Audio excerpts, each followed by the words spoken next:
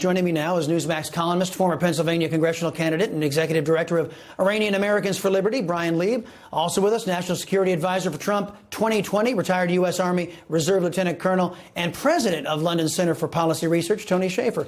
Gentlemen, welcome. Colonel, we'll begin with you. Putin was expected to either make a declaration of war or a declaration of peace during this speech. Neither came. What's he playing at here? So he did two things of significance. First, he listed out all of his grievances. Earlier today on one of your shows, Chris, it was talked about like it was a speech from 1982. And I think in many ways it was. Putin is recognizing that he's in a bind, and I don't think he has a lot of options. So basically he's complaining. And that to me is an opportunity. That says he may be open for some level of talk because secondly, on the other extreme, he basically rattled the saber of nuclear war. He actually had the most modern 2007 developed nuclear ICBMs paraded across Red Square. So he's clearly trying to send a message. That message is one which is a bit muddled by the fact that I don't think he actually has anybody to talk to in the Biden administration that he respects. But I think there'd be an opportunity if we had Reagan-style leaders, and I'm being honest with you here. I think that if we had Reagan-style leaders, and I did talk to one of President Reagan's cabinet members today on this. If he had Reagan-style leaders, I think we'd be in a good position to negotiate an end to this pretty quick. Unfortunately, we don't have any Reagan folks available at this point in the Biden White House. True. Bryan, Putin blamed the war on the United States, NATO, and the government of Kyiv, of Ukraine, the capital of Ukraine. He said their actions were a threat to Russia's security. Now, Putin is the one who started this dang war. Isn't it just like a left-winger blaming everybody else but himself? Yeah, I mean, it certainly looks like that. And I think we also have to be very cognizant of the fact that none of this would be happening, to Tony's point, if we had a Reagan-esque type president or someone in the White House with those type of values. Unfortunately, we have a appeaser-in-chief in the White House and not a commander-in-chief. And our adversaries see this. Russia sees it, China, Iran, the whole crew sees it. And they're going to take advantage of that. And that's exactly what's happening now with Russia. And I'm not saying this just because Donald Trump has said it, but he did say that this wouldn't be happening if he was still the president of the United States. And I think we can all agree this wouldn't be happening if he was still the president of the United States. Russia, Putin, they saw an opportunity to exploit American weakness. And that's exactly what's happening right now. And it doesn't get any weaker than the current administration. Colonel, Dmitry Rogozin, you brought this up. The head of the Russian space agency said that if NATO countries escalated this conflict, Russia could destroy them in a half an hour, right, bringing up that specter of a nuclear strike.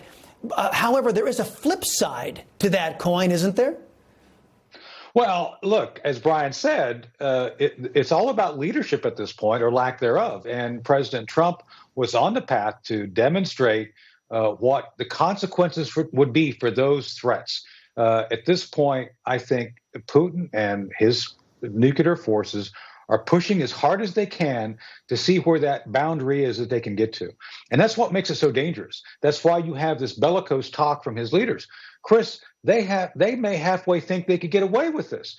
The idea of destroying NATO in 10 minutes should cause huge and immediate pushback regarding the consequences of that behavior.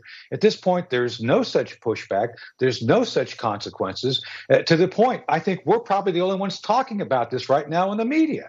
So this is how little the mainstream media is paying attention to this and how grave the situation is. Again, unless there's someone willing to show the leadership to say, if you do this, there's going to be consequences. Putin will see no consequences. People like this will come out and make these threats, and they will start somehow believing it may be true, and that's what makes it most dangerous. Well, there's a reason why we're the only ones talking about this, is because the vast majority of the mainstream press are anti-Western civilization. And that's just the simple fact. There are those of us who believe in preserving the Western civilization, others not so much. Bryan, a Syria's president held a rare meeting with Iran's leader in Tehran yesterday. They praised the strong ties between the nations and vowed to continue their alliance. How are you reading this at this particular time? Well, I mean, this is happening with Biden in the White House, and what we're seeing since Biden stepped into the Oval, which he, by the way, is rarely in, as we see. But since he stepped into that Oval, we've seen this new axis of power develop throughout the world, and it's Russia, China, and Iran. You have supporting players in North Korea, Venezuela, and other countries like Syria. And, you know, they're all coming together to form pacts to take over the world. And I think it should really send alarms throughout the United States of America that we are in a way. I think we're emboldening these individuals to do these things. Yeah. And, you know, and meanwhile, you know, Chris, as you said in your preamble, you know, baby formula is in, you know, scarce supply. You have, you know, gas prices that are through the roof, all these different things that are happening. And I've got to keep asking the question, guys, how does diplomacy with the world's leading state sponsor of terrorism going to put more baby formula back on the counters? How is it going to reduce gas prices? How is it going to make the American people feel a little bit better about what's happening in this country right now? And the short answer is it's not. It's not going to. That's very true. But rest assured, all of you folks out there who vote Democrats, at least the people you voted for, they will never miss a meal. I guarantee you. Bryan Leib, retired Lieutenant Colonel Tony Shaffer, thank you very much. Appreciate the time. Coming up next.